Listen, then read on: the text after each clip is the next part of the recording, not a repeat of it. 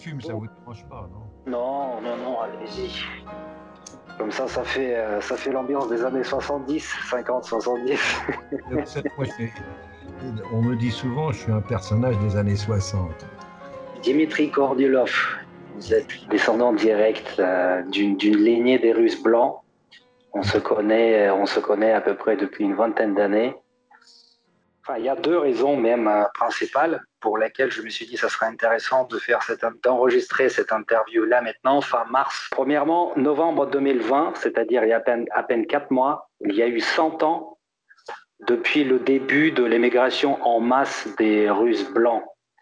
Au départ de Russie, au départ de la Crimée, en direction de pratiquement tous les pays du monde, mais essentiellement la France. Donc on va parler de ça justement. Non, pas essentiellement la France. Les deux pays numéro un, c'était l'ex-Yougoslavie, c'est la Serbie, Oui. l'Allemagne. Bon, au départ, beaucoup par la Turquie et même par la Chine. Mais si on parle de l'Europe, Serbie, Allemagne et France. Oui. Mais Bon alors justement, la France a accueilli 500, 520 000 exactement, ce qu'on a appelé ensuite par la suite les Russes blancs. Ou les princes russes, souvent d'ailleurs, il y avait une sorte de... je vais dire juste à peine quelques phrases pour expliquer à ceux qui vont nous regarder, parce que tout le monde forcément ne sait pas, premièrement, ce que c'est que les Russes blancs. Tout le monde ne sait pas pourquoi il y a eu une telle émigration il y a exactement 100 ans.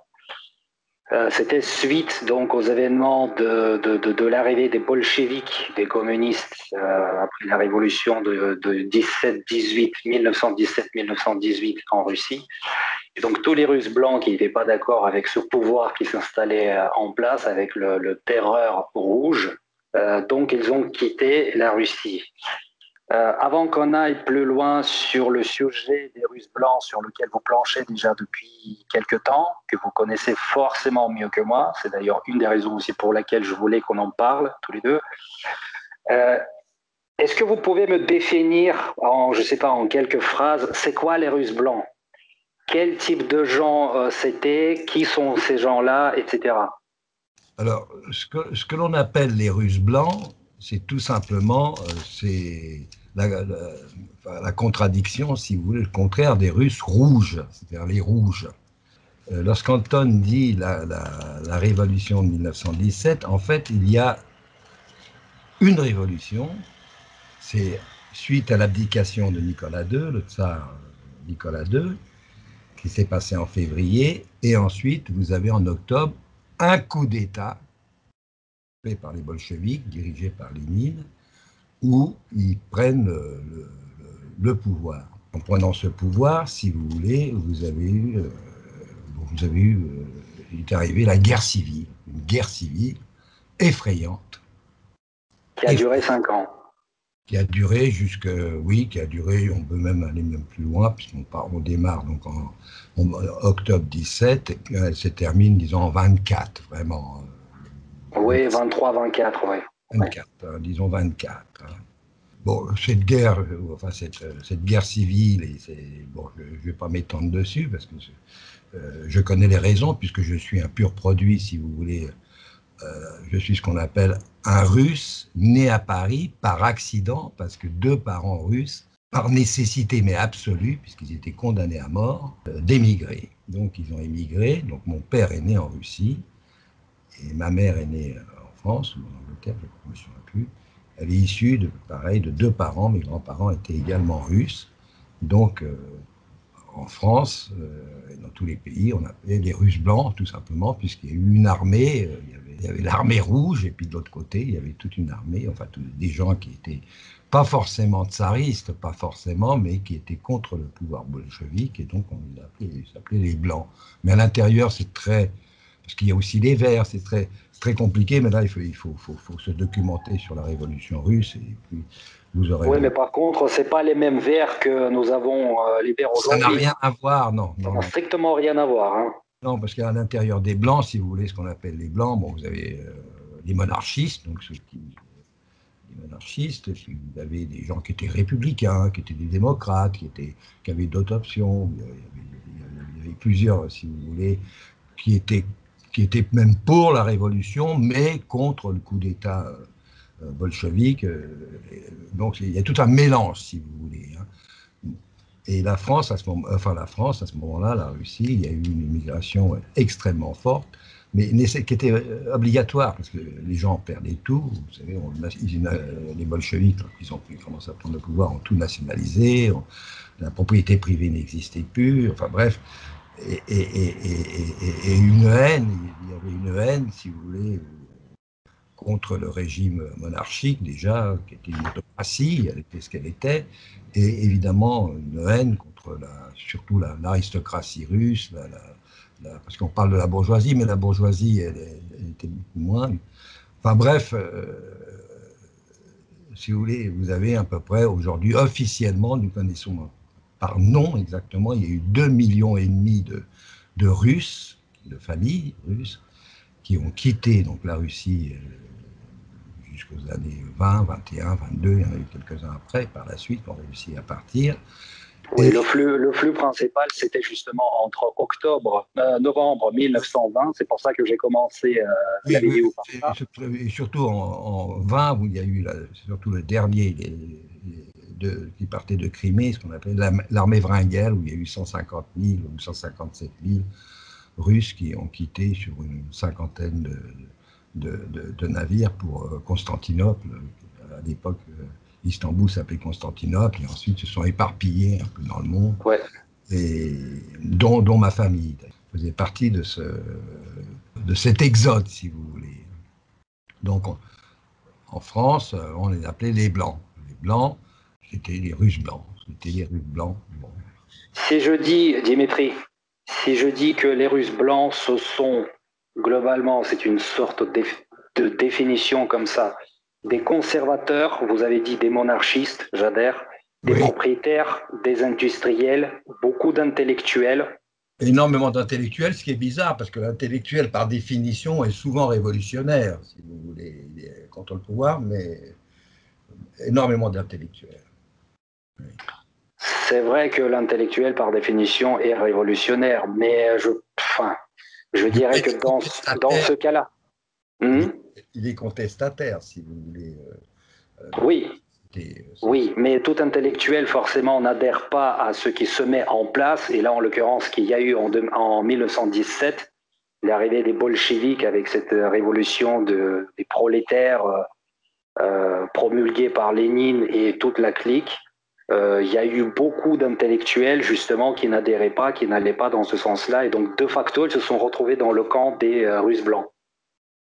peut-être pas réellement dans le camp, mais ils ont sorti. Et ensuite, parce que cette guerre civile, Anton, c'est ce que vous disiez dans l'autre, on peut estimer jusqu'aux années 30, 37, c'était épouvantable. C'est-à-dire, c'était la misère totale, c'était bon, les purges, c'était très difficile même pas de vivre en Russie, enfin cette Russie soviétique, de survivre à l'intérieur de ce pays. Donc, Ouais. par la suite, beaucoup d'intellectuels qui se sont rendus compte que même s'ils étaient bons peintres, il n'y avait aucun débouché, il n'y avait aucune. Écrire était très difficile, enfin tout était extrêmement difficile. Donc il y a une minorité infime qui a pu survivre dans ce système et s'épanouir, si vous voulez, dans cette période. Ça a été même plus loin, puisque vous connaissez même les purges avant la Deuxième Guerre mondiale, même Ouais. Staline, même liquider tous ces généraux. Oui. Bon, enfin, bon, Ok, ok. c'est pas le sujet, c'est pas le sujet que je voudrais Non, aborder. c'est pas le sujet, c'est justement ce que j'allais dire. Restons sur l'émigration des Russes blancs. Donc tout à l'heure, vous avez dit que la masse principale des gens qui immigraient, qui quittaient la Russie, ils allaient vers la Serbie, donc la Yougoslavie. Bon, jusque-là, c'est à peu près logique puisque les Serbes sont aussi orthodoxes et on considère les Serbes un peu comme le peuple frère, entre guillemets, des Russes. Exactement, c'est des Slaves, Voilà, c'est à peu près, on va dire que c'est le même carré civilisationnel, quoi. D'accord.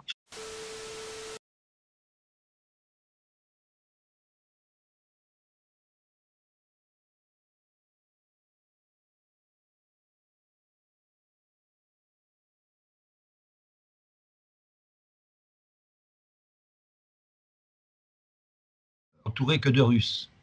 qui portaient parfois des noms prestigieux que je ne me rendais même pas compte, et souvent ces gens-là étaient chauffeurs de taxi ou un petit emploi, et puis mais ils s'appelaient, ou étaient représentants, mais ils s'appelaient Romanov, ils s'appelaient Obolensky, enfin c'était des noms illustres russes, donc c'était mon environnement d'enfance, si vous voulez. Hein. Bon, donc j'entendais tout le temps parler russe, comme si vous voulez, ces Russes, si vous voulez, par nature, ils prétendaient à une certaine société, que cette société, vu leur situation, où ils étaient ouvriers chez Renault, où ils étaient chauffeurs de taxi, où ils étaient majordomes, où ils étaient parfois un petit peu mieux, ils se refermaient sur eux parce que côtoyer ils prétendaient à une certaine société, et cette société française les ignorait, ne les intéressait pas. Ils voyaient des pauvres. Bon, d'accord, on sait que ça a été un prince russe, mais basta. Bon, ils parlent plusieurs langues, ils sont quand même doués. Bon, donc, si vous voulez, j'ai passé mon enfance, puisque je suis né en 41, donc je me suis dit pendant l'occupation, où autour de moi, mes parents, mes grands-parents, on recevait, envoyaient tous ces gens. Donc ça m'a amené à l'Albatros. Ça m'a amené à l'Albatros parce que si vous voulez faire un sujet sur les Russes blancs, il vous faudrait 10 films, 50 films, c'est sans fin. Sur l'immigration, où on fait un petit schéma, ils ont fait ça. J'ai pris le cinéma parce que je me suis rendu compte que les Russes, cette immigration, a été du pain béni pour la France, pour une raison simple, c'est que c'est le nombre de gens, alors, ou issus, c'est-à-dire, ou des Russes qui sont arrivés, ou des enfants de Russes blancs, si vous voulez, émigrés, de quelle façon ils ont réussi dans beaucoup de domaines. Alors, je vous passe les noms des artistes peintres, des musiciens, et je me suis vite rendu compte qu'en fait, le cinéma français, qui a été inventé par les Français, mais qui avait fait faillite, enfin surtout le grand groupe Pathé, qui avait fait faillite entre 1914 et 1918, et donc des gens de cinéma, oui, dont Ivan Majoutine, qui était une petite célébrité déjà avant, ont vraiment créé le cinéma, ont fait le cinéma français, et non seulement ils ont fait le cinéma français, c'est que à cette époque, chaque cinéma, à part Hollywood, qui a tout compris, chaque cinéma ne faisait que du cinéma pour son propre pays. Les Allemands étaient très dynamiques, mais ça ne se voyait qu'en Allemagne. Les Italiens, bon, les Italiens sont arrivés beaucoup plus tard dans le cinéma, en un sens. Les Français faisaient un bon cinéma, mais que pour les Français. Et grâce à Majoukine, qui est la star de l'époque, eh bien, non seulement les Français, tous ces pauvres Russes qui vivaient à Montreuil dans des conditions difficiles, ont fait 60, 70 films là-dedans. Vous avez la moitié, c'est des chefs-d'œuvre. Et non seulement c'est des chefs-d'œuvre, mais c'est la première fois que le cinéma français s'exportait. C'est-à-dire, il s'exportait, il a même exporté, il y a eu un ou deux films qui sont même passés en Union soviétique, et où, si vous voulez, c'est la première fois qu'un cinéma a fait une concurrence à Hollywood, puisqu'à l'époque, si vous voulez, à l'époque, c'était Charlie Chaplin, c'était Buster Keaton, c'était Douglas Fairbanks, c'était Rodolphe Valentino, si vous voulez, c'est les Américains, c'est Hollywood qui inondait le monde entier de cinéma, et on allait voir ces gens-là. Ouais, ils continuent à le faire encore aujourd'hui, ceci dit. Et il continue toujours. Non, mais il y a un cinéma français. Ça n'a pas beaucoup changé, quoi. Il y a un, oui, mais enfin, oui, mais il y a un cinéma français qui existe encore, mais enfin qui va très très mal ces 10 dernières années, ces 10-15 dernières années. Mais enfin, il existe encore. Oui, non, mais le cinéma, pour moi, c'était très important de le faire pour toucher ce problème parce que le cinéma intéresse tout le monde. Même les jeunes aujourd'hui, si vous parlez de l'histoire, il y a eu des grands écrivains, oui, d'accord, bon. Mais le cinéma intéresse tout le monde, et j'ai eu la chance de travailler, donc de faire. J'ai été trouvé un de mes amis qui s'appelle Alexandre Moise, qui est un réalisateur, qui est un grand cinéphile, qui est un grand spécialiste du cinéma, qui a déjà toute une œuvre derrière lui. Donc, c'est vous qui étiez l'initiateur du documentaire Albatros? Totalement. L'initiateur, bon, ensuite il a fait son travail, ensuite je regardais le montage, mais c'est lui, c'est totalement. Mais le réalisateur, c'est lui. Je me sens à l'automne ou à l'hiver de ma vie, si vous voulez, une sorte de devoir de mémoire. L'émigration, c'est un sujet aujourd'hui qui est tellement... dire, voilà, vous avez eu l'immigration aussi, mais regardez ce qu'elle a fait. La seule reconnaissance, c'est qu'un maximum voit ce film et que j'ai les moyens d'en faire d'autres, parce que j'ai démarré sur Nice, je voudrais faire, parce que en fait, c'est tellement riche sur la littérature, c'est tellement riche, si vous voulez.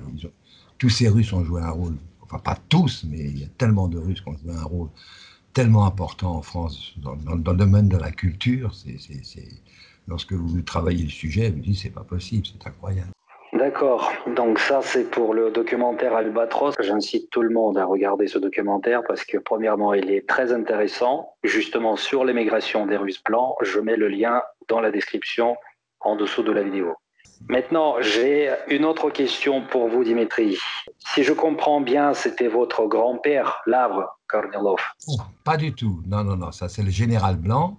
C'est peut-être un parent éloigné, ça c'est possible, des origines, mais je ne descends pas. Moi, je descends de l'amiral Kornilov, c'est-à-dire l'amiral Kornilov, c'était un des dirigeants, si vous voulez, pendant la guerre de Crimée, qui a été tué à Malakoff, Alma en dessous, Malakoff, par les Français d'ailleurs. Il a été tué par les Français. Et c'est une guerre qui s'est passée, je crois, de 1853 à 1855, hein, en Crimée, qui était une guerre très violente. D'ailleurs, on peut même dire, les gens ne se rendent pas compte, c'est peut-être la première guerre mondiale, si vous voulez, hein, parce contre les Russes, il y avait les Anglais, les Français et les Turcs. Hein. Bon, ils ont gagné cette bataille de Malakoff, de Sébastopol d'ailleurs, et moi je descends de cet amiral. Voilà.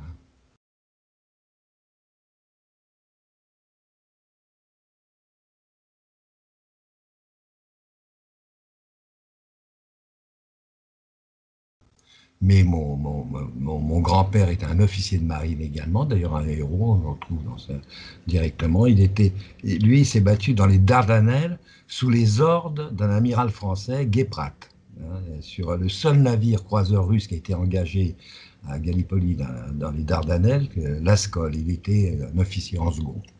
Hein. Donc ça, c'était mon grand-père, que j'ai pas connu. Il est mort très jeune, il est mort à 44 ans en France. Il n'a pas supporté la vie difficile d'émigrer, donc il est mort, enfin, il a dû se suicider. Voilà. En quelle année c'était? Lui, il est mort, attendez, mon père, en 34. 34 à Paris. D'accord. Comment votre famille, vos ancêtres se sont retrouvés en France? Pas obligé, parce qu'il parlait français, il fallait se sauver. Ma famille, du côté maternel, ma famille du côté paternel, donc c'est des militaires, hein, puisqu'on retrouve des généraux, des officiers. Et du côté maternel, le nom de famille de mon grand-père, Alexandre Zaïf, c'était une famille assez riche, même j'ai entendu dire que c'était même des banquiers, ils étaient des banques, enfin je ne sais pas exactement. Je sais qu'il avait un titre de baron d'origine allemande, balte, hein, c'est tout ce que je peux vous dire. Mais ils étaient beaucoup plus aisés que des militaires. Hein. Et En quelle année ils sont arrivés en France? alors, ils sont partis également, mais ils sont partis un peu plus tôt que les années 20. Il s'est sauvé. Ils ont vécu longtemps à Constantinople, comme c'était dans les années 24, à l'arrivée de Atatürk, de Kemal Atatürk. Donc, ils ont été obligés de quitter Constantinople. Bon, évidemment, ils parlaient français. Ils avaient beaucoup d'amis qui s'étaient installés en France et ils sont venus en France. Ça, c'est du côté maternel. Donc, ils se sont installés à Paris. Et est-ce qu'ils ont eu, comme la majorité absolue de Russes blancs, le fameux passeport Nansen? Tous. Mes parents sont tous morts, à part ma mère. Elle est morte avec un passeport français. Mon père donc, est né à Moscou en 17, donc il est arrivé dans les... Mais, enfin, il n'est pas arrivé directement dans les années 20 En France. En France. Ils sont allés à Constantinople, ensuite ils ont vécu à Londres 2-3 ans, ensuite ils sont arrivés en France, mais ils avaient tous un passeport Nansen, et ils sont morts tous avec un passeport Nansen, c'est-à-dire apatrides.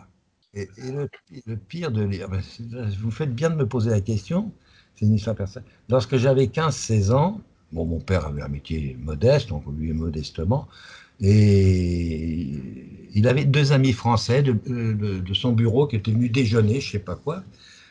Alors, ce que je vais vous raconter, c'est pas exact, mais le fond est vrai. C'est-à-dire qu'à un moment donné, puisque j'en ai 79, donc vous voyez, ça s'est passé il y a plus de, plus de 60 ans. Donc mon père dit à ses amis, j'étais avec dans la cuisine, et il dit les autorités françaises, enfin en gros, où il a rentré en contact, bref, m'ont proposé la nationalité française. Ces deux amis français, mon père s'appelait Eugène, vous savez, Eugène, on l'appelle Génia, et ils lui disent, mais Génial, écoute, c'est formidable, bah oui, bah, tu es français, tu n'auras pas besoin tous les 10 ans, bah, comme tous les immigrés, prends-le. Et là, mon père répond, je suis né sujet de Sa Majesté russe, je mourrai russe. Vous imaginez, moi, à 15 ans, où j'avais déjà du mal, un peu complexé, que je suis fils d'immigrés, immigré, toujours le petit russe par rapport, parce qu'à l'époque, il n'y avait pas d'immigrés en France, hein, les Français toujours un petit peu complexés de pas être, hein.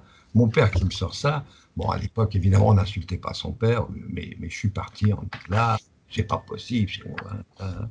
Bon, puis ça m'est resté, je n'ai pas compris à l'époque. Donc, il est mort, il a vécu toute sa vie en France, il est mort avec un passeport d'Ansel.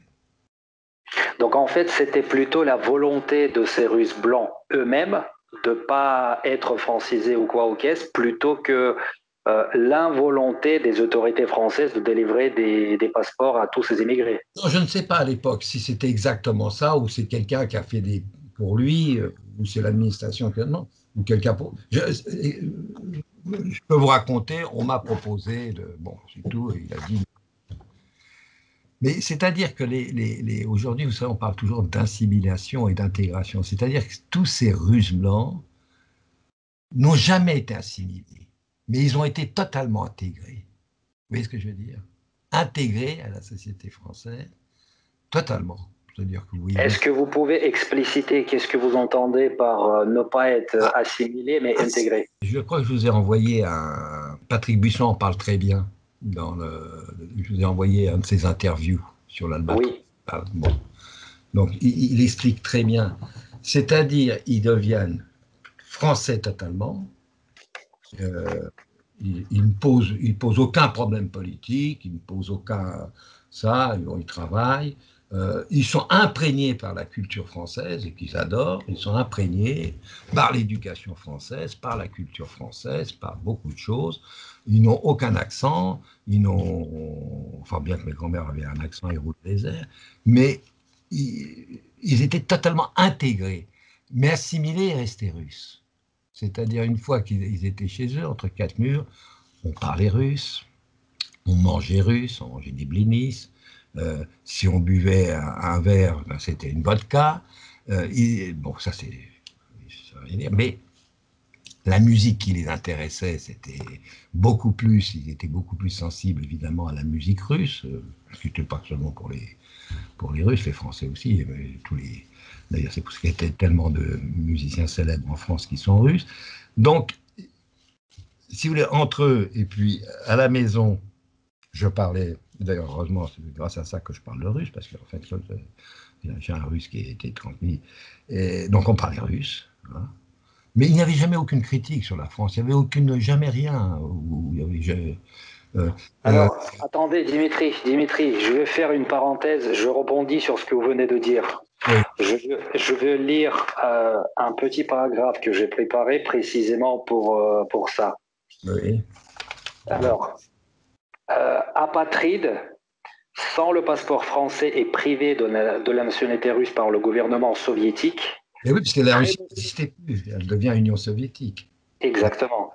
Très nombreux sont ceux qui pensent revenir assez rapidement en Russie le temps que l'anarchie rouge et les horreurs qu'elle produit s'arrêtent. D'ailleurs, Piotr Wrangel, ou Wrangel comme on dit en russe, en 1925, lorsqu'il s'est adressé aux émigrés russes un peu partout en Europe, a dit dans un discours: ne vous mêlez pas de la politique locale. Exactement. Si les circonstances vous obligent, prenez la nationalité du pays d'accueil, mais élevez vos enfants pour la future Russie. Un jour, on va y revenir. Oui, oui, oui. 1925. Bien évidemment, à cette époque-là, À cette époque-là, tout le monde était à des années-lumière d'imaginer que, premièrement, le régime soviétique venait de commencer pour durer pendant 75 ans, et surtout que pour revenir dans l'Union soviétique, donc anciennement Russie, ça signifiait automatiquement la mort pour tous ceux qui sont partis juste après la Révolution. Certains sont revenus, il y a des cas quand même, mais enfin c'est très peu. Mais c'est rarissime. C'est rarissime. Surtout jusqu'à 1953, c'est-à-dire l'année de la mort de Staline. Oui. Revenir à l'Union soviétique, pour ces gens-là, c'était pratiquement du suicide.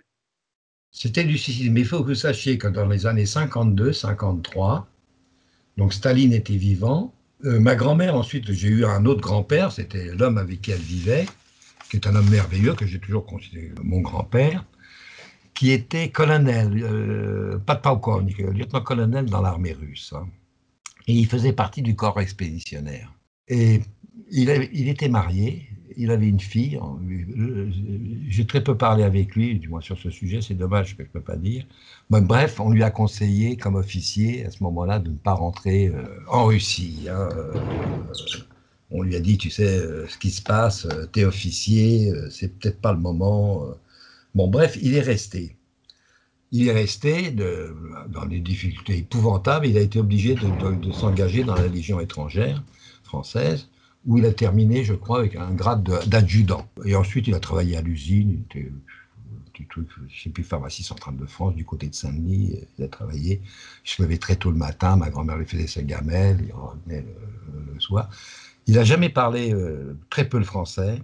Et un matin, j'entends ma grand-mère qui hurle.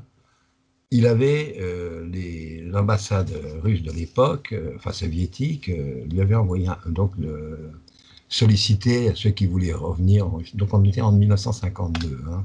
Et donc là dessus et ma grand-mère furieuse, elle a pris le passeport, elle l'a brûlé, elle a dit jamais vous allez à la mort, pas question.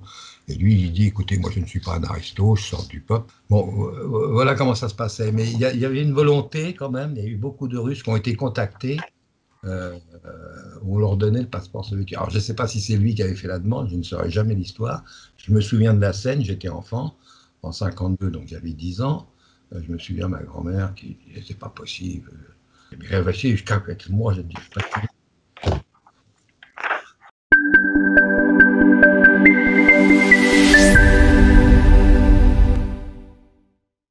L'interview de Patrick Buisson, il a dit la phrase suivante, concernant bien sûr toujours les Russes blancs en France. Ils sont devenus français tout en restant eux-mêmes, vaincus par l'histoire, mais culturellement victorieux. Exactement, si vous voyez aujourd'hui ce qui se passe. En parlant, alors, développez, je vous laisse développer. Culturellement, quand on parle de la culture russe, qu'est-ce qui domine même Solzhenitsyn, qui est un homme qui est son combat, mais il a fait toute sa carrière en Union soviétique, hein, c'est un soviétique, nationalité soviétique, il est mort soviétique, enfin on lui avait enlevé. Mais dès qu'on parle de culture russe,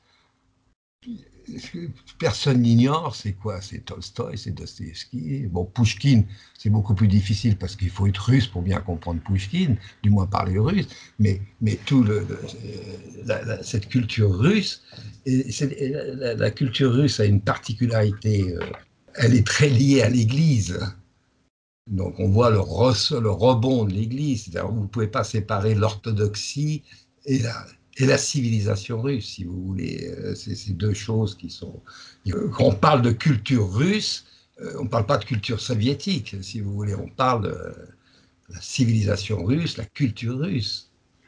Pour vous, ça va être très difficile de comprendre parce que vous êtes un jeune homme, je ne mets pas au niveau de votre intelligence, de vos capacités, mais vous avez été élevé et la génération qui vous précède, vos parents, vos grands-parents, c'était des soviétiques. Dans l'interview, le monsieur disait quand même...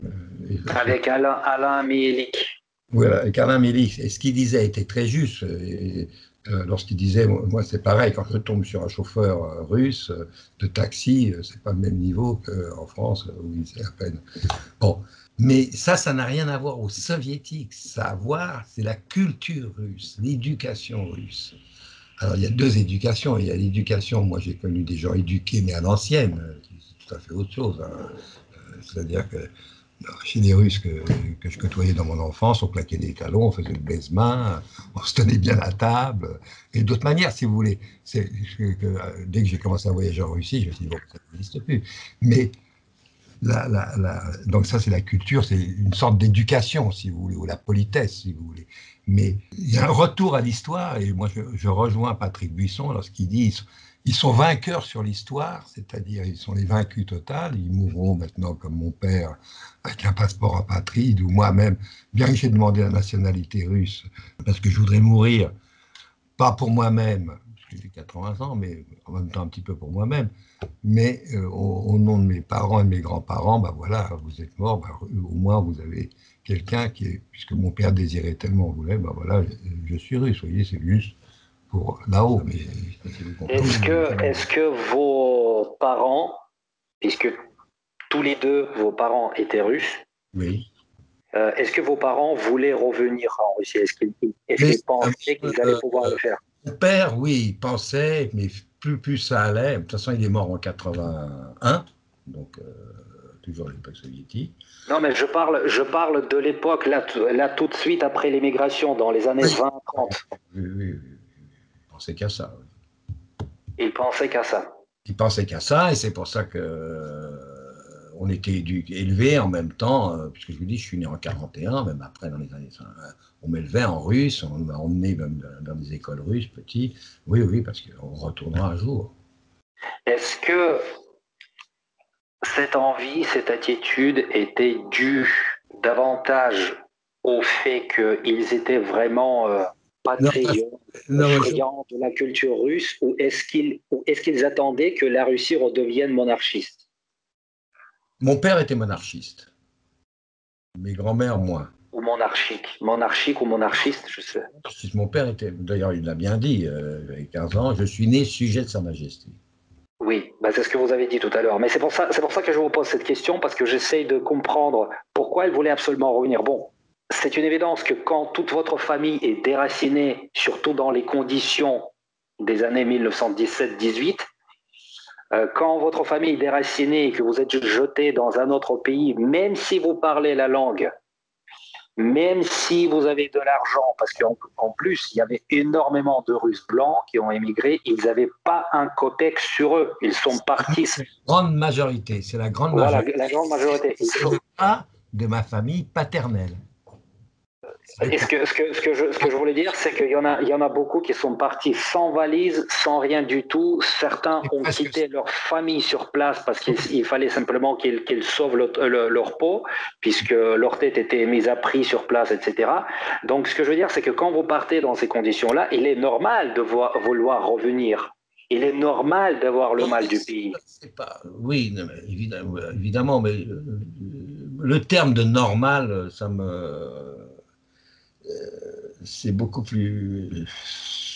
Ça veut tout dire et rien dire, je veux dire. Ce terme-là, quand vous dites, il faut comprendre. Moi, je les ai vus. Mais je dis, je suis né, moi, à 20 ans après la Révolution russe, donc des Russes blancs, j'ai vu dans quelles conditions ils vivaient. Justement, parlement. La misère absolue. Ils travaillaient tous. Hein, ils travaillaient tous. Ils allaient beaucoup à Boulogne-Billancourt. Et puis, en fait, mes parents se sont trouvés dans le 16e parce qu'il y avait les usines Citroën en face dans le 15e. Donc, ils étaient du côté de la Porte Saint-Cloud. Il y avait une communauté dans le 16e, mais il y avait une communauté 16e parce qu'il y a eu beaucoup de princes russes qui avaient de l'argent ou qui ont eu des petites maisons qui sont venus s'installer là-bas. Donc, bon, il se trouve que ma famille s'est greffée, elle est venue là, ils se sont installés par là. Mais les femmes, surtout des femmes cultivées, même avec des titres de princesse, que vous voulez, qu'est-ce qu'ils avaient comme métier? Qu'est-ce qu'ils faisaient? Ils se sont trouvés bonnes à tout faire. Hein. Les hommes, bon, où ils allaient à l'usine, ce qui était très difficile, où ils essayaient, d'ailleurs, pourquoi il y a eu énormément de chauffeurs de taxi, parce qu'il y avait un sentiment de liberté quand même. Bon, comme tous ces gens-là parlaient plusieurs langues, dont le français, donc c'était un peu plus facile. Utiliser un aristocrate russe comme majordome. Alors pourquoi on l'utilisait? D'une part, il parlait plusieurs langues, il présentait bien, Et deuxièmement, vous savez que dans les familles aristocratiques, les enfants sont élevés avec les domestiques. Hein, ils ne sont pas à table avec les parents. Oui. Hein, les parents, ils mènent leur vie, et puis l'enfant, tout petit. Donc, ils voient les domestiques, comment ils cirent les chaussures, ils voient le domestique qui fait. Donc, si vous voulez, ce prince russe, bah, il est très adapté, puisqu'il sait faire, il a observé dans son enfance, puisqu'il dînait à la cuisine avec les domestiques. Tout ça, il faut le comprendre, cette mécanique. Vous voyez ce que je veux dire? Donc, beaucoup sont retrouvés domestiques et recherchés. Dimitri, juste une chose, un autre paragraphe que je voudrais citer. Pareil, j'ai préparé parce que je savais qu'on allait parler de ça.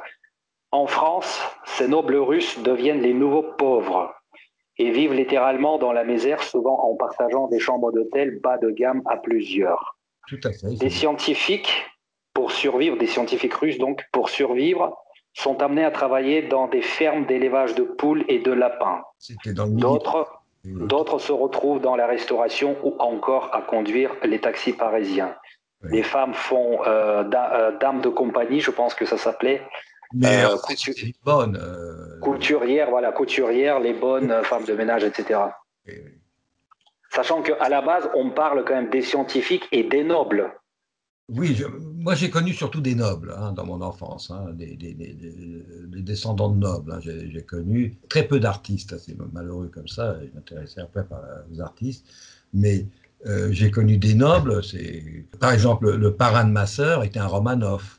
C'était le fils, d'ailleurs, le fils de Kishinsk, qui était la ballerine, c'était l'équivalent de Noriev à l'époque soviétique, la plus grande ballerine, que j'ai bien connu, puisque on l'appelait Vov, donc c'était un ami de mon grand-père et ensuite un ami de mon père. Après, ils faisaient partie d'associations monarchistes russes, donc que j'ai connu. Vladimir Romanov, c'était le fils du grand-duc André, ou Kishinsk a épousé le grand-duc André d'ailleurs, puisqu'elle ne pouvait pas l'épouser en Russie. Vous savez que les mariages morganétiques étaient interdits. Hein. Donc, les mariages quoi, pardon? Morganétiques. C'est-à-dire? Un grand-duc ne pouvait pas épouser une femme qui n'était pas de son rang. Mais il s'exilait, c'est pour ça qu'il y a eu tellement de Romanov qui se sont installés sur la Côte d'Azur avant la Révolution.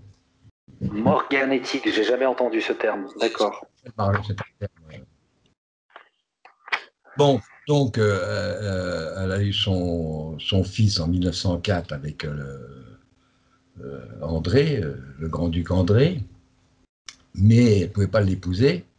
Donc au début, Vladimir, que j'ai bien connu, puis je vous l'ai dit, c'était le parrain de ma sœur, donc je le voyais souvent, puis j'allais souvent chez eux.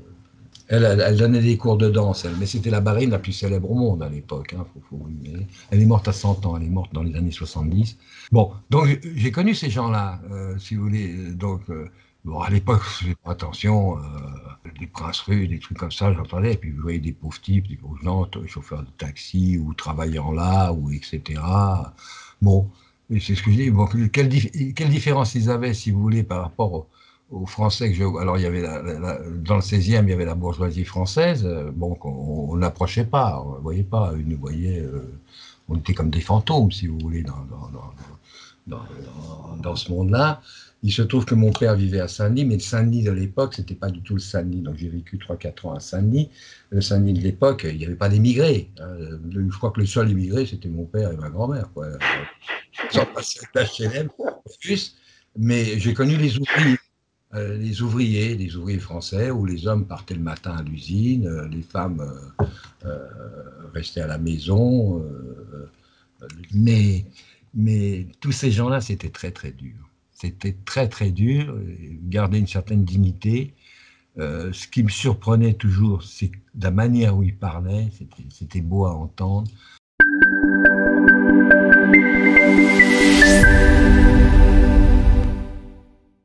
Est-ce que vous, du coup, vous avez eu le passeport français à votre majorité ou est-ce que vous avez passé aussi par le passeport Nansen? Non, alors moi je suis né, c'est assez particulier, c'est que je suis né, ce qu'on appelait, c'était sous la législation allemande, puisque la France était occupée. Hein. Donc je suis né avec français d'option. Je suis né donc avec un passeport français, enfin nationalité française, passeport j'ai eu à 20 ans, je sais plus loin, nationalité française, mais normalement je crois, je ne suis pas sûr, À un certain âge, à 21 ans ou je ne sais pas quoi, je devais opter. Mais opter, je n'aurais jamais pu opter puisque je suis né de parents apatrides, donc je pouvais pas opter russe puisque les Russes n'existaient pas, c'était soviétique. Donc, et en fait, lorsque De Gaulle est arrivé en 58 au pouvoir, il y avait le problème de la guerre d'Algérie, d'ailleurs, où je suis parti, j'ai été militaire. Il a fait tomber tout ça, donc tous ceux qui étaient nés français étaient français, puis il fallait qu'ils fassent leur service militaire, puis c'est terminé. Bon, et c'est très bien comme ça, hein, je veux dire, c'est pas, je me pose pas de questions là-dessus. Mais j'ai une petite anecdote quand même, je devais avoir 10, 12 ans, 13 ans, donc je m'inscris à l'école communale dans le 16e arrondissement, du côté d'Auteuil. Les parents m'inscrivent, et puis à la rentrée des classes. Et à l'époque, les noms étrangers n'existaient pas, puisqu'il n'y avait pas d'étrangers, hein, il n'y avait pas d'enfants. Donc il y a une classe, je ne sais pas, 30 élèves, hein, je ne peux pas vous dire exactement. Donc, et puis l'instituteur, c'était un instituteur qui fait le tour de la table et il dit, bon ben, vous allez tous vous présenter, donc vous présentez votre nom. Donc ça, moi, disons que j'étais au milieu de la classe avec mon petit pupitre à côté d'un autre petit garçon, puisqu'à l'époque, vous savez, les écoles n'étaient pas mixtes. Hein, et vous allez vous présenter. Et donc, Jean Dupuis. C'était, juste une parenthèse, c'était en quelle année? C'était, disons, en 49, 5 Donc ans. juste après-guerre. Oui, 5 ans après la... non, plus que... Oui, 5, 6 ans après la guerre. Oui, oui, 51, 50... 9 ans, 8 ans, 9 ans, 10 ans. D'accord. 9 ans, Et oui. donc, il a dit, vous allez tous vous présenter. Tout, donc, il disait, ben, vous présentez-vous. Enfin, pas exactement ça. Ouais, bon, chacun. Donc, le premier dit, je m'appelle... il dit Bertrand de ceci, Jean-Paul de ceci, Michel de ceci. Moi, chacun un nom, puis moi j'arrive là, puis je me dis, pourquoi je m'appelle, ça me torturait, j'allais dire Dimitri Kornilov. Et puis donc timidement, je dis Dimitri Kornilov. L'instituteur, il me dit, mais mon garçon, on t'entend pas, ou on vous entend pas, plus fort. Et du coup, secoué comme un gamin, je crie Dimitri Kornilov. Et là, je vois 30 yeux, enfin, du moins, c'est mon imagination, mais là, tout le monde se retourne. Et lorsqu'il y a eu la récréation, il y a eu 3, 4 gamins qui sont venus, mais tu as un drôle de nom, d'où tu viens? Bah, tu es quoi? Je ne savais pas quoi dire. Bah, je viens d'Amérique. Vous n'avez pas des Russes. Enfin, vous voyez, à tel point, c'était ambigu. Mais c'est difficilement compréhensible aujourd'hui, parce qu'aujourd'hui, vous allez dans une école, vous avez... il n'y avait pas d'immigrés. Après, il n'y avait pas de... Donc, l'essentiel des Russes blancs, des émigrés blancs, ils sont forcément arrivés à Paris. Mais ce que je voulais dire, c'est que l'essentiel de ceux qui ont émigré vers la France sont arrivés à Paris, mais il y avait aussi ceux, et je pense que, comme ça, de tête, le chiffre, si je ne me trompe pas, je crois qu'il y avait à peu près 5000 Russes blancs qui sont arrivés à Nice, sur la Côte d'Azur. 5 000, 100 000. À Nice? À Nice, 100 000. Ah, donc mon chiffre n'est pas du tout bon. Okay. Et il y a eu, je ne sais plus, 20, 30 000 en Tunisie, à Bizerte, il y a eu en Corse, il y a eu un navire en Corse. Non, non, non. Sur la Côte d'Azur. Sur la Côte d'Azur. C'est pour ça que je voudrais terminer ce film, je vous ai envoyé la bande-annonce. Hein. 100 000, dont en majorité les aristocrates d'ailleurs. Pour des raisons historiques, parce que comme tous ces princes russes avaient parfois des demeures là, venaient en vacances, en villégiature avant la Révolution.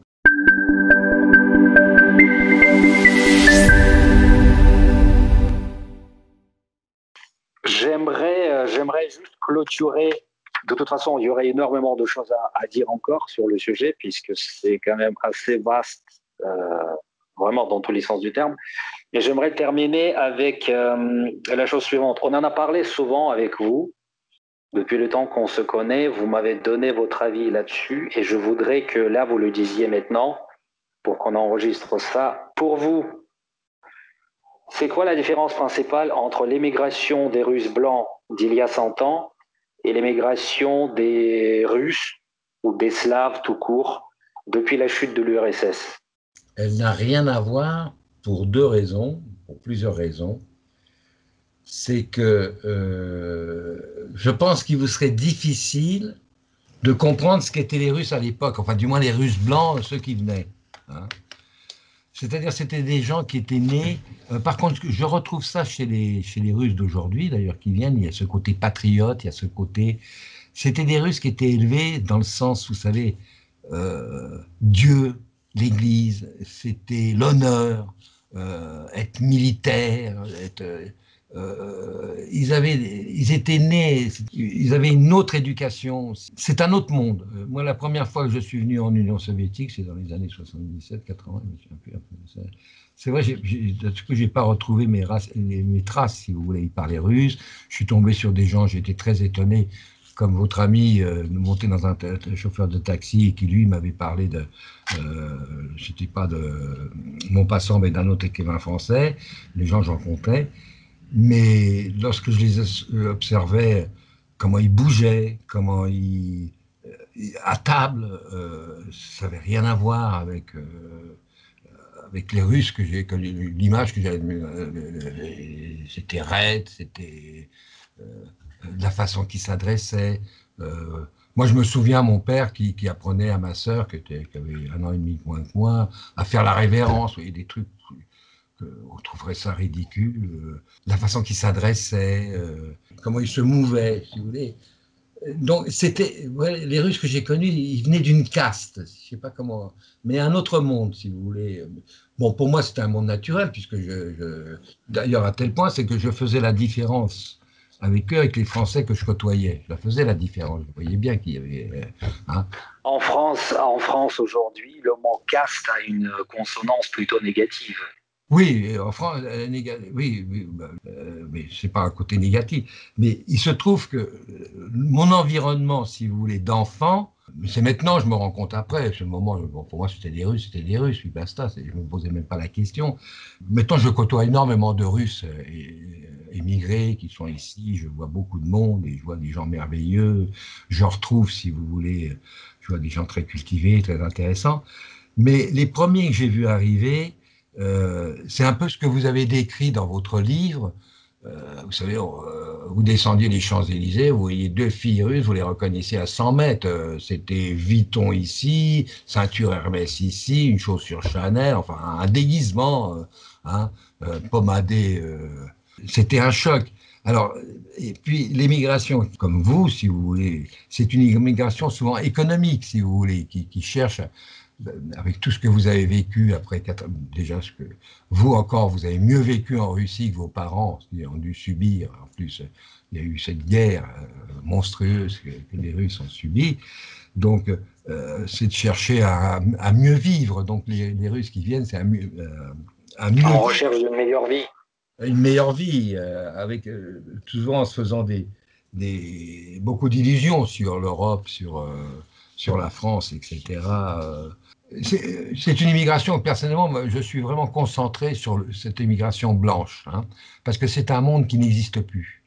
C'est un monde qui n'existe plus et qui est où je suis. C'est un monde qui n'existe plus, c'est un monde qui devient littéraire, si vous voulez, on peut en parler, on peut décrire. Il y a eu des tas d'écrivains qui ont écrit là-dessus, dont Joseph Kessel, qui a écrit son livre Nuit de prince. C'est un monde qui n'existe plus. C'est pour ça que, si vous voulez, le sentiment de devoir de mémoire que j'ai, je cherche à en parler ou essayer de faire des films ou essayer de. Mais lorsque je vais en Russie, dans la Russie profonde, où je vais par exemple en Crimée, je vais beaucoup en Crimée, je rencontre des gens, je retrouve, si vous voulez, ce côté que les Russes ont. Alors, votre ami Alain, il parlait l'âme russe. C'est plus que ce côté. Les Russes, c'est quelque chose. Ils ont une dimension qui est différente par rapport. Ils n'ont pas. La France, c'est petit. C'est un pays qui est d'une douceur de vivre énorme. Même si un Alsacien ne ressemble pas à un Normand ou les gens du Midi, etc. Encore les gens du Midi, c'est un patchwork de tas de. C'est différent, mais il fait 20 degrés de plus l'été et puis il fait 5 degrés de moins l'hiver, si vous voulez. Les distances sont très courtes. La Russie, c'est moins 30 l'hiver, c'est plus 30 l'été, c'est des dimensions et des différents. Il y a une dimension, une vision. Un Russe, c'est.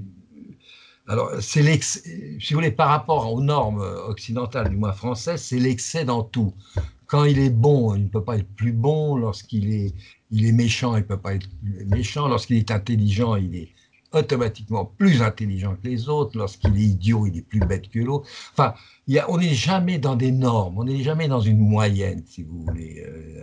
C'est la démesure, vous voulez dire? Mais pas forcément, c'est-à-dire que je dis, les Français sont cartésiens, donc on est dans un cadre et on ne dérape pas trop. Mais, évidemment qu'il y a des cons et des intelligents, des beaux et des pas beaux, et ce que vous voulez. Mais chez les Russes, c'est toujours, tout est plus... Dans l'excès. L'excès, c'est hors norme, du moins hors norme française, mais c'est la norme russe. Dans l'exagération. J'essaie de vous trouver des synonymes, vous piochez dedans. Mais l'exagération, évidemment, mais dans tout. C'est-à-dire, quand ils sont beaux, il n'y a pas plus beau. D'ailleurs, on dit toujours les femmes russes, et c'est vrai, moi j'ai eu l'occasion d'aller à Kiev, en Ukraine, c'est vrai, les femmes sont belles. Quand ils sont. Quand ils ont des défauts, ils sont épouvantables. Quand ils sont monstrueux, ils sont monstrueux. Quand ils sont d'une bonté, vous avez les Starets, vous avez des hommes d'une bonté, des mères, l'enfant. Regardez, par exemple, le cinéma soviétique, il y a un truc qui est très intéressant, qui est une contradiction avec le régime soviétique. Vous regardez les bandes dessinées, les films de bandes dessinées américaines, c'est toujours d'une violence extra. Le chat qui court après la souris tue, la souris qui attrape le chat, qui tape le chat, les textes américains, enfin, tout monstrueux, le loup qui tombe dans la rocher, qui veut manger, etc. Vous prenez tous les dessins animés russes, c'est d'une douceur, c'est toujours une beauté. L'ours est magnifique, il protège, les enfants sont magnifiques. Je veux dire, il y a une contradiction, et pourtant c'était un État soviétique, c'est-à-dire très dur. Donc, j'explique par la bande dessinée, parce que c'est une comparaison par rapport à... les sentiments chez les Russes sont beaucoup plus exacerbés on n'est pas dans la même norme, dans tout. Il y a pas, c'est une... Est-ce que ça peut pas, l'exemple que vous donnez par exemple avec les dessins animés soviétiques comparés aux Américains, est-ce que ça pourrait pas être expliqué par une espèce de nivellement qu'on cherchait absolument dans tout à l'Union soviétique, dans l'Union soviétique? Mais je crois que ça dépassait l'Union soviétique, c'est les Russes, ça arrangeait l'Union soviétique de monter la jambe. Pour vous, c'est vraiment culturel, c'est pas quelque chose qui sort du régime. C'est culturel. Regardez, quand vous avez un poème, vous avez vous avez des acteurs qui déclament la langue russe, qui vous déclament Pouchkine, les gens y pleurent. Vous êtes pris, parce que la langue vous permet. C'est très difficile, vous pouvez écouter des plus grands poètes français,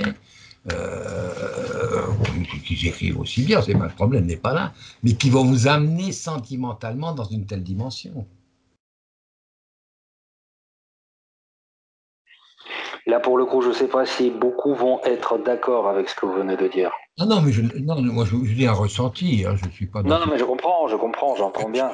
Je ne suis pas du tout dans une logique tort, raison, d'accord ou pas d'accord. Moi, je vous dis dans un ressenti que j'ai, et j'ai beaucoup voyagé en Russie, je rencontre le tout, je rencontre le pire et le meilleur, si vous voulez. Je rencontre mes bouts plus excessifs. Je rencontre le grossier et puis le plus fin. Je rencontre Bon, moi j'ai connu dans mon enfance de la finesse, dans une misère, une pauvreté, dans une vie extrêmement dure, où c'est tous les jours il faut survivre.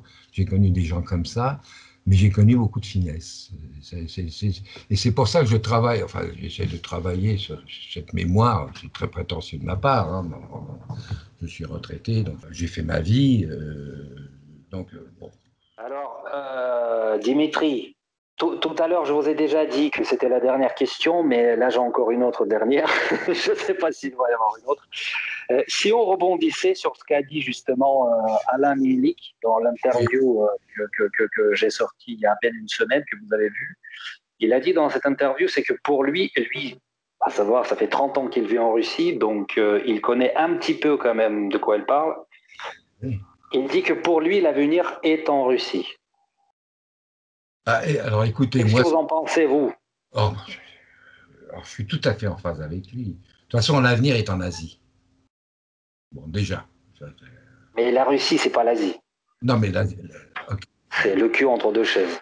Non, Tout à fait. Et puis la partie asiatique, il y a très peu d'habitants, c'est immense, puisque la Sibérie, elle tout seule, vous pouvez mettre l'Inde Oui, et la Chine dedans, et il n'y a que 34 millions d'habitants, ce que les gens ne mesurent pas d'ailleurs, on ne se rend pas compte. Hein. Je parle que de la Sibérie, hein, je ne parle même pas de la... Hein, puisque de mémoire, la Chine fait un peu plus de 9 millions de kilomètres carrés, l'Inde fait 3 millions et demi, donc on arrive à 13 millions de kilomètres carrés, les deux pays, et à eux deux, ça fait 3 milliards, vous êtes d'accord, ou 2 milliards 8. Et la Russie, pas la Russie, la Sibérie fait 13 millions 500 000 kilomètres carrés. Il y a encore de la... bon, après, ça, je suis d'accord avec vous en Bon, termes bon oui, du territoire, oui, mais c'est mais énorme. le territoire est totalement invivable, enfin totalement. En majeure partie, il est invivable. Majeur. Mais enfin, en Alaska, on vit, il ne faut pas exagérer, au Canada, on vit. Hein. Aujourd'hui, c'est plus un problème. Avec les technologies, on peut vivre. Bon, je ne dis pas dans l'extrême nord, évidemment, mais il y a une grande partie. Euh, mais je suis tout à fait... L'avenir est là-bas.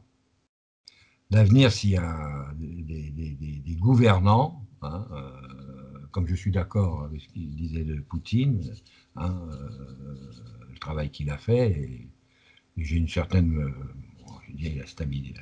Après, le vécu que vous avez vécu dans les années 90, l'écroulement de l'Union soviétique, les gens ne mesurent pas, c'est un drame terrible. Un pays qui, d'un seul coup, il y a un système, et basculer dans un autre système avec une violence terrible, dans un, dans un capitalisme encore pire que le... Bon, enfin bref, il a réussi à restabiliser ça, et enfin, tout ce que je vis en France, ce que je vois en France, ce que vous voyez en France, bon, il y a un problème de l'immigration terrible, il y a un problème, bon, tous les problèmes que, euh, je suis d'accord avec lui, l'avenir est là-bas. L'avenir est là-bas. Alors, tout dépend, après Poutine, quelle équipe viendra, et puis c'est vrai qu'il faut casser un petit peu ce capitalisme, passer de ce système social complètement nivelé et passer à un capitalisme aussi brutal. Il faut équilibrer parce que la France, on peut pas, c'est un pays capitaliste, mais qui est tellement social, je veux dire, non mais c'est vrai. Moi, j'aurais même tendance à dire que la France est le dernier pays communiste d'Europe. Mais je suis tout à fait d'accord avec vous. C'est un petit pays de l'Union soviétique C'est ça, on n'est pas loin. soviétique, oui, oui. Euh, On euh, n'est pas loin. mais qui a le meilleur du soviétisme et le plus mauvais du capitalisme. Mais non, mais je suis Mm. fait, hein, c'est un pays totalement assisté. Puis tu voyais que les gens ne sont pas contents encore. Hein. Je vois déjà la transformation. Les dernières fois que je suis allé en Russie, ce qu'ils ont fait de Moscou, comment ça se construit, comment ça. Je vois Saint-Pétersbourg, ce que j'ai connu moi Leningrad, et que je vois le travail qui est fait. Vous vous promenez dans Moscou, c'est propre. Vous prenez le métro, vous vous sentez en sécurité. Enfin, je j'ai pas. Est-ce que j'ai tort ou j'ai raison Bah oui et non, c'est-à-dire que moi, je fais toujours. Dès Hein, qu'il fait beau, moi, dès qu'il fait beau, il m'est arrivé d'être là-bas en juillet ou en septembre. À Moscou, les gens sortent, les restaurants, il y a du monde, c'est gai, oui, mais vous parlez de Moscou, Dimitri. Oui, je sais. Moscou, c'est pas la Russie. D'ailleurs, c'est curieux parce que ce matin, votre ami Trubitskoy m'a écrit le commentaire justement en dessous de l'interview avec Alain Mélik en Oui. disant attention, Moscou, c'est pas la Russie. Je dis sans déconner. C'est qui? Sacha qui vous a répondu ça, Alexandre. Oh, oui. Ah oui. Donc, et moi, c'est ce que je me tue à expliquer à tous les Français depuis que je suis en France, depuis les 22, bientôt 23 ans, c'est que très souvent, on montre à la télé Moscou, et donc on pense que toute la Russie est comme ça, mais on est loin du compte. C'est vrai. On est loin, très, très, très loin du compte. Je sais. Voilà. Moscou, effectivement, aujourd'hui, c'est une ville plus agréable, plus propre, plus moderne que Paris. Il n'y a pas photo. Pas photo. Mais alors, il n'y a pas photo. Ça, c'est clair. Mais dès que vous sortez à l'extérieur du... Je suis allé plusieurs fois à Sébastopol, à Sefjanpol, également à Yalta. Bon, Yalta, c'est des vacances. Bon, c'est vrai qu'il faut voir. Et même, je veux dire, même, c'est vrai, je suis allé là, dans les HLM, là, le long, les gens, bon, l'été. il y a quelque chose de gai, il y a une vie, c'est pas du tout sordide comme en France, on peut même plus rentrer, on peut plus aller voir des amis parce qu'ils habitent un HLM. Non, mais c'est pauvre, oui, c'est pauvre. Donc l'état d'esprit est meilleur qu'en France, mais quand même matériellement et en termes d'infrastructure, ça reste quand même autre chose par rapport à... Vous imaginez ce que c'est de faire des infrastructures, faire une autoroute qui fait 1000 km et en faire une qui fait 10 000. Vous imaginez ce que c'est?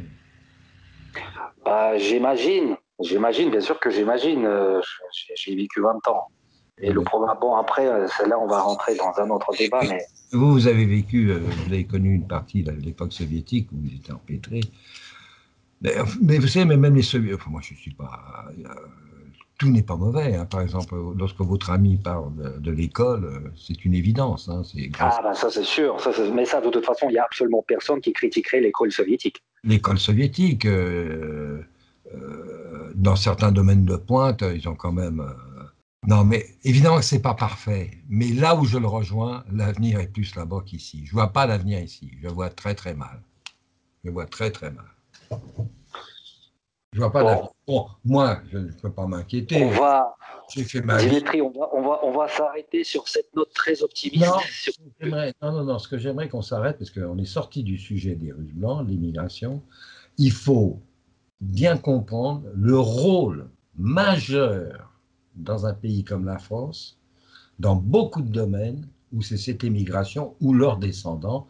Par exemple, avant que je vous ai au téléphone, enfin, j'ai eu au téléphone Candice Hossen, vous savez, la femme de Robert Hossen, avec qui Oui. j'étais lié. Hein. Cet homme vient donc, il est fils d'émigrés. Hein. Son père était azéri et sa mère était russe. Hein.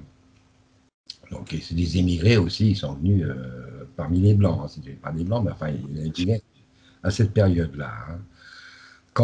Lorsque vous voyez le rôle qu'a joué dans la culture, dans le théâtre, dans le cinéma, Robert Hossein, d'ailleurs, je vais essayer d'appeler moi, j'ai essayé de faire un film, j'ai essayé de travailler sur le rôle qu'il a joué, c'est incroyable. C'est un petit émigré russe. Un petit émigré qui est né en 1924, 2-3 ans après, en France, de parents russes. Moi, je prends le cas de Robert Hossein, puisque j'ai eu la chance d'avoir eu. Bah, Gainsbourg aussi est un descendant normalement Oui, de la, oui, oui, de l'émigration russe blanche. non, pas russe, enfin, c'était des juifs russes, mais par exemple, Gainsbourg disait toujours je suis d'origine russe. Il n'était jamais oui, je suis russe, je suis d'origine russe, tout à fait. Et il parlait russe d'ailleurs. Non, mais faut voir des écrivains comme Bounine, vous savez, qui en 1933, il obtient vivant dans la misère, il obtient le Nobel. Enfin, tous les écrivains d'origine, comme dit Henri III, enfin tous les écrivains d'origine russe. Regardez comme Matkin, André Matkin, le rôle qu'il joue aujourd'hui. C'est un des plus grands écrivains français. Il est arrivé, mais il est né, lui, il n'a rien à voir avec les Russes, non, c'est un soviétique. Hein. Regardez le rôle qu'il joue aujourd'hui. C'est un des plus grands écrivains français aujourd'hui. Il écrit en français. Puis je peux vous en citer des dizaines comme ça. Et c'est l'apport de cette. Matkin, on ne peut pas le mettre, puisque c'est votre immigration, hein, c'est votre génération, c'est votre période. Et c'est là-dessus que ce soit dans le cinéma, dans la littérature, les peintres et dans la danse, je ne dis pas, la danse a été. L'Opéra de Paris a été dirigé par 3 Russes. Toute génération confondue. Justement, dans cette interview, Patrick Buisson disait, si je ne me trompe pas, je pense qu'il a employé le terme que les Russes ont anobli la culture française au XXe siècle. Les Russes ont anobli la culture française. Exactement. Je comprends un peu mieux, mais enfin, c'est un apport vital. Un apport. Oui, l'apport était forcément considérable dans la culture et même en partie un peu dans la science, parce qu'il y a eu des scientifiques russes aussi et également des scientifiques qui sont arrivés dans le lot. Oui, tout à fait. Mais chez les jeunes Russes, ils s'en foutent un petit peu. Ou alors sa caricature où il est tsar, qu'est-ce qu'on en a à foutre, etc. Mais vous voyez ce que je veux dire, fonctionne beaucoup par rapport à l'histoire avec des clichés, comme ils s'en foutent de Lénine. Par contre, sur Staline, il y a un petit retour qu'on peut comprendre. Non? Personnellement, je comprends pas vraiment le retour sur Staline, mais bon, ça, vous À savez, cause de la dernière guerre. quand même. C'est les Soviétiques qui ont gagné cette guerre, c'est pas les autres, c'est les Soviétiques. Vous pensez que si c'était pas Staline, on la gagnerait pas? Non, alors là, vous avez tout à fait raison. Mais il se trouve que c'était lui qui était au pouvoir. Donc, Oui, ça c'est oui, d'accord, oui, d'accord. évidemment, vous avez raison. Au contraire, parce qu'il en a sacrifié un peu trop. Ben, c'est ça, mais c'est ça. Tout à Parce fait. que, Non, mais mettre des officiers sur la ligne de front à tirer dans le cul, c'était-